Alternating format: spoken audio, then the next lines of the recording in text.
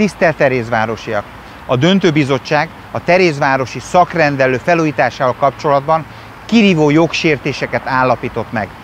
Az egyik ilyen példa a jogszerűtlenül nem érvényesített 35 millió forintos kötbér, ami a 30 milliós bírsággal együtt már 65 millió forintos kárt jelent Terézvárosnak.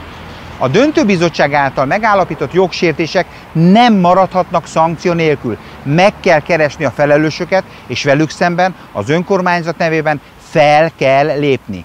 Ezért október 6-án indítványoztam a rendkívüli testületi ülés összehívását.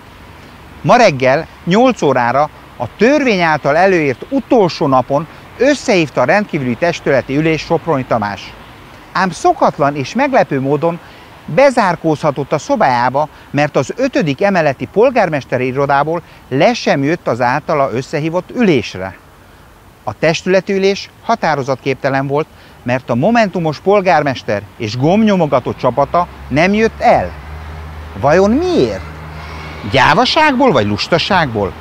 Vajon mitől fél Soproni Tamás?